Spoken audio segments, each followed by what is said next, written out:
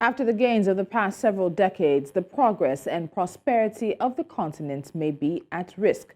Sub-Saharan Africa's economic outlook remains bleak amid an elusive growth recovery. According to the latest World Bank Africa's Pulse report, rising instability, weak growth in the region's largest economies, and lingering uncertainty in the global economy are dragging down growth prospects in the region. Economic growth in sub-Saharan Africa is forecast to decelerate to 2.5% in 2023 from 3.6% in 2022. Some of the blame for lack of growth in recent years is falling on the shoulders of Africa's big economies like Nigeria and South Africa. But across the continent, the picture is one where the region's poorest and most vulnerable people continue to bear the economic brunt of this slowdown, as weak growth translates into slow poverty reduction and poor job growth. But there are some bright spots. Satchu, Africa geo-economist and macro analyst, joins me now. He's also the CEO of Rich Management. Khan, welcome once again to Business Edge. Thank you for joining me. Pleasure to be with you. Thank you. Now, the World Bank has described the situation that the continent is facing as a possibly lost decade. And that is definitely something that's very scary to think about in this continent of over 1.4 billion people, which according to UN estimates may reach 2.49 billion by 2050. That would make Africa about 26% of the world's total population. So what makes this decade one that could be, of course, a decade where we could lose so much progress? So, I remember being in Maputo at an IMF conference called Africa Rising in 2014, and that was the moment of peak optimism. And since then, we've had this decade of very slow growth. On a per capita income basis, income has actually gone into reverse. That's the clearest data point to look at. It's telling us that as Africans, we're worse off than we were 10, 11 years ago. So it's been a very poor period. We've lacked growth, and it really made quite depressing reading, I'm afraid, reading that Pulse report.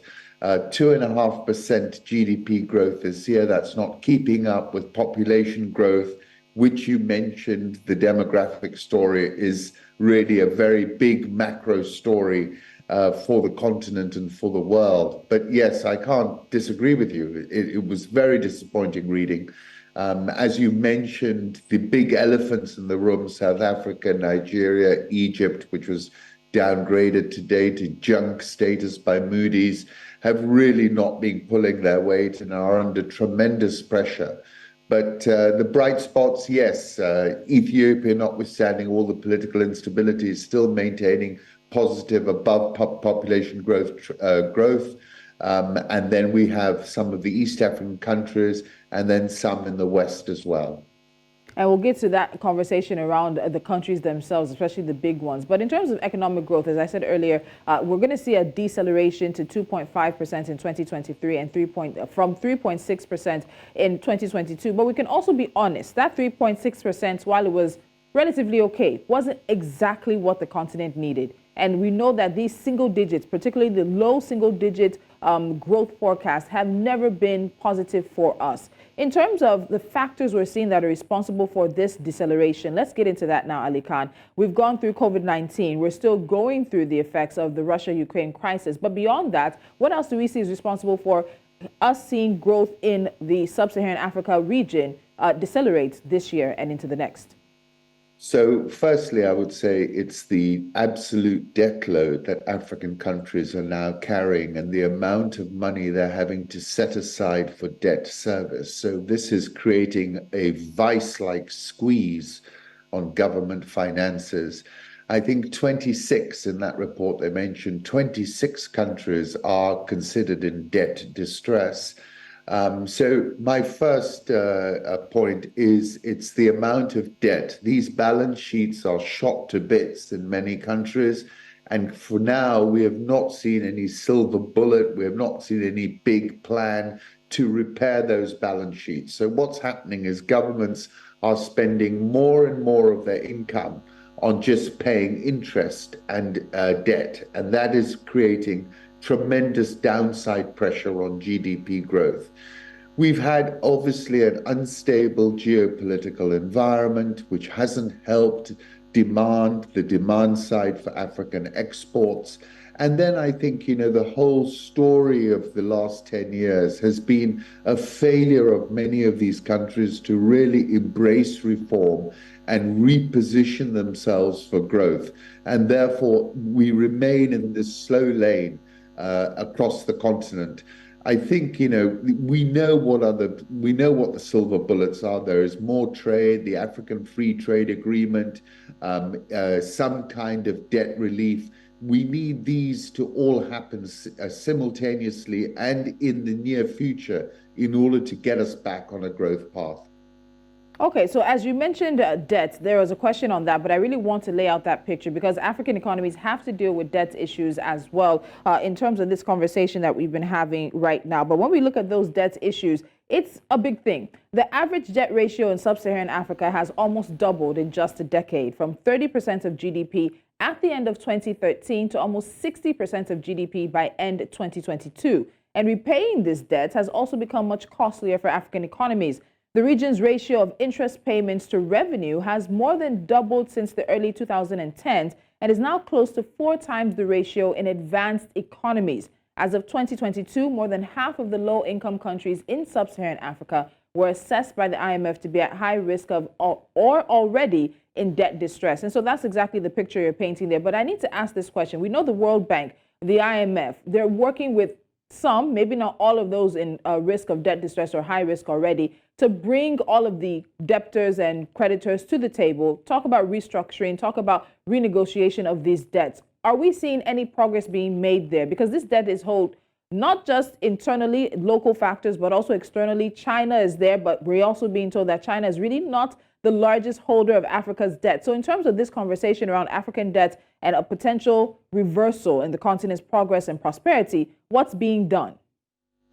So you made some very interesting points. If I can just recap on a few of them. We always hear this China debt story and how, African countries are in bondage to China. That's nonsense. Chinese debt as a percentage of overall debt in Africa is not as significant as sometimes it's portrayed to be. However, the Chinese were big creditors of the African continent. They've slowed down dramatically. So we haven't got that credit-based impulse, which was coming out of China. We haven't got that happening at this moment in time. And that means that credit impulse not being there has had a material impact. The IMF and World Bank have not replaced that Chinese lending, and with some exceptions, Kenya being one example where they've increased their lending because of a geopolitical alignment between Kenya and the West. But otherwise, they haven't really done enough of the heavy lifting. The World Bank is currently undergoing a reform program where they're seeking to get more money in order to put more money to work. And then we have international bondholders. The Eurobond market opened up to African countries in 2014. And at that time, money was cheap and living was easy, and African countries were able to borrow a lot of dollars at very cheap rates. I remember Zambia issuing a Eurobond, and I think, it was 4 or 5 times oversubscribed, and they got money around 5%, which was a record low for an African country. Those times are gone. So we've raised about $125 billion in that market, and we are finding it very, very difficult to restructure our Eurobond liabilities, to lengthen them, to reduce the interest rates. We've had a couple of positive developments in that corner, but ultimately the cost of money, that market is now closed to most African countries. So you can see our creditors are no longer a monolithic creditor base like they were in the old days. You'd go to the Paris Club and you'd negotiate with those guys. Today we have multiple creditors. We have a disorganized system. We haven't been able to sort of herd all these cats and get ourselves into a better overall fiscal position. Africa needs a Brady plan, and at the moment, it's simply not getting one. The Brady plan was the plan that was brought into play in Latin America when Latin America found itself in a similar situation.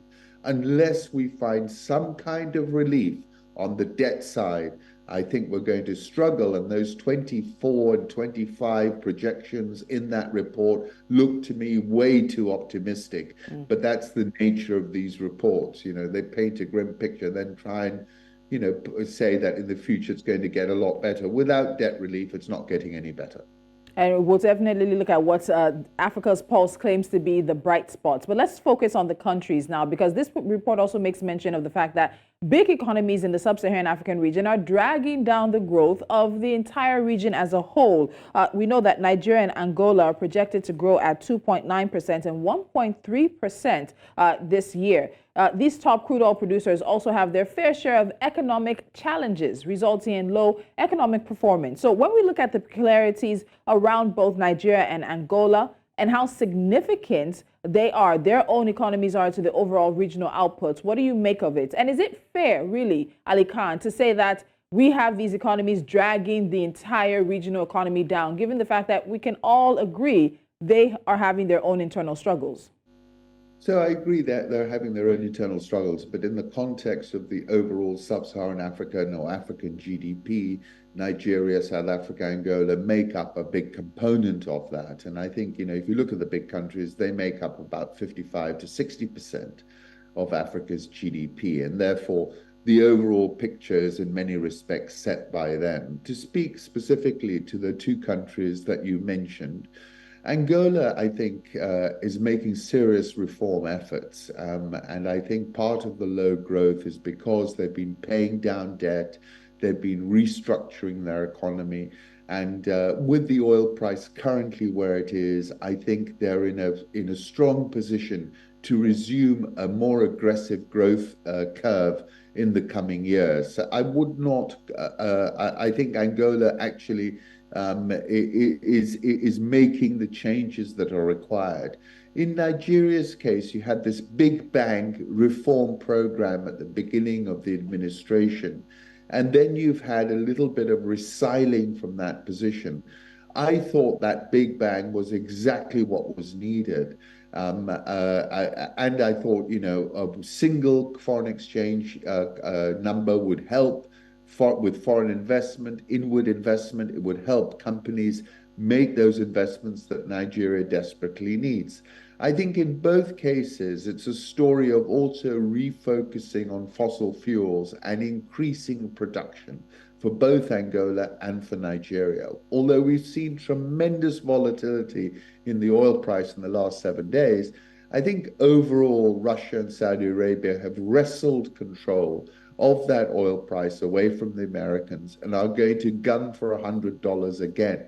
And I think that should be a good tailwind going forward for both Nigeria and Angola. But in both cases, they need to embrace reform. It will be bumpy. I do feel that President Tinubu's administration kind of backed down when it got a little bit bumpy, but ultimately they've just got to go for it. Because if you continue with this sort of two-tier hybrid FX system, no one is going to look at investing in Nigeria. And more importantly, the Nigerians themselves will not be looking at investing in the country and will always be looking to sort of get some safety net and hold some dollars. And that's why you get these big divergences in the FX rate. And it's interesting you talk about that because it's a conversation we continue to focus on. But I want to quickly talk about South Africa, and I have a pun that I'm intending to use. But Ali Khan, South Africa's GDP is expected to only grow by 0.5% in 2023, and that's astounding for the economy that's considered the most industrialized economy on the continent. And this is a total departure from the narrative of that industrialized economy. In terms of what's affecting and stifling growth in South Africa, why is the country struggling to find light at the end of the tunnel? As I said, pun intended. Well, I think you've with your pun, you've touched on the main challenge. They just fail to make.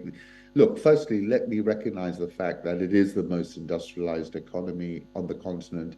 Anyone who visits South Africa from other African countries marvels at the level of development that we find there. It really is should be the engine of the African continent. It's got so much potential and it's got so much that it can offer. So I think part of the disappointment everyone feels is because they can see the potential, they can see the embedded infrastructure, and they understand that this economy, if it really got going, could grow much, much faster than it is. The challenge for South Africa is the one you touched on. They did not make the investments in energy and in infrastructure in order to keep that economy current. So what you've got now is you've got an engine which is about 20 years old trying to drive an economy in the 21st century. And they simply have got to make huge investments, not only in power, but in the railways, for example. So, we know the story of what happened with a lot of these investments. They went horribly wrong. They were not, the situation was not fixed in time. I mean, President Ramaphosa, I think, talks a good game, and he's had to navigate a difficult political path because of the popularity of his predecessor. But at some point, he has to bite the bullet, make those investments, and get South Africa back to where it should be, a fast-growing, dynamic, forward-looking economy.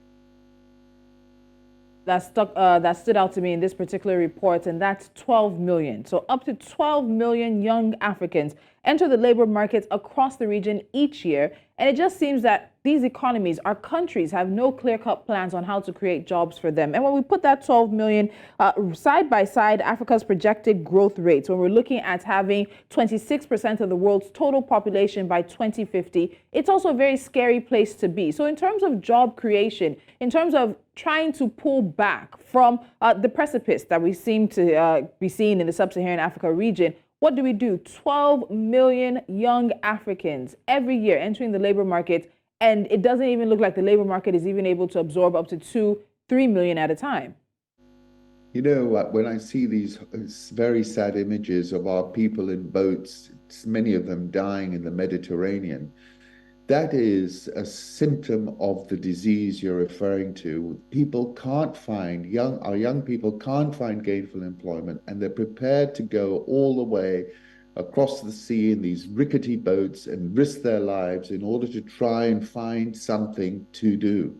So you're completely correct. This is the biggest failure of our governments, is an inability to create worthwhile jobs and opportunities for our young people. And our continent is the youngest in the world. So I absolutely agree. And, with a few exceptions, we see joined up thinking and an attempt to create jobs. But for me, I think the two most important things are education, the quality of education, how much are governments spending on education, what quality output are they achieving, and then the second issue is, are you able to find them jobs? Are people entrepreneurial? Wherever I'm in Africa and I'm on the road, I see these young people trying to sell me stuff on the side. So our people are entrepreneurs, but they need to have an economy which is growing in order to find gainful employment. Absolutely agree. Biggest challenge out there. Don't see who's really getting it right at this point. Yeah. But they say there are some bright spots. So let's end the conversation on that. So despite the gloomy outlook, analysts say there are a few bright spots. Inflation is expected to decline from 9.3% in 2022 to 7.3% in 2023. So what should we look out for in terms of fiscal balances in the African countries in question, and even macroeconomic policies? That decline is about 2 point something, or just under 2%. And in real terms, because we have to talk about the real economy, do you think that decline is really going to show in the lives of Africans across the Sub-Saharan region? That's an interesting question. And obviously, the cost of living has been a key talking point across most countries in Africa. I think, if African countries want to deal with this issue of cost of living and inflation they've got to get agriculture right. It's the biggest employer of people across the continent. If you get that right and you can get cheaper food being supplied, that will keep a lid on inflation. So I think those sorts of reforms around the agri space are really very key. And there are exciting developments that have happened in this space with technology that we are seeing. And I think, we should see that. So overall, I think, yes, inflation will go lower.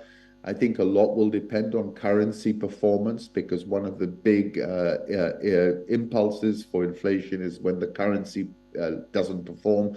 And we've had some very poor currency performance this year. And that's added inflationary pressure to the system. But the bright spots, there are bright spots out there, as I touched on. East Africa, Tanzania, I think, is a very interesting. Uganda, on the west side, Ivory Coast, some of the smaller countries, if they can get it right, they can really boom.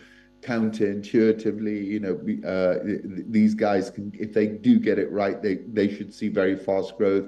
So look, it's a big challenge right now. One doesn't want to sugarcoat the challenge, and it's a big call on our leaders. They really have to deliver. This is a tough time. We're in a tough corner. We got to deliver on the ground because otherwise, it's very dangerous. You got a lot of young people who need to have something to do. So very quickly, 30 seconds, Ali Khan, as we wrap up, we see this revised growth forecast revised down for the Sub-Saharan Africa region. How does this match up with what the rest of the world is going through? Because we know a lot of this is also importation. We know of the imported inflation that's being driven because of situations with the Federal Reserve, decisions made there to stabilize their economy. But when we look at it relative to forecasts for the rest of the world, for the rest of regions across the world as well, how do we compare? Just very quickly. So I think our issues on a per capita basis were in negative territory, whereas other countries are not seeing the population growth we're seeing, and therefore their growth feeds to the bottom line. But there is a big issue coming in front of us, and that is this enormous surge in global bond yields, which is now feeding back, meaning borrowing is becoming even more expensive. And this has been a dramatic new development. But the whole world is in a challenge at the moment. It's no different for the rest of the world. There, Ali Khan Satchu, Africa geoeconomist and macro analyst, as well as the CEO of Rich Management. As always, a pleasure. Thank you so much for joining me.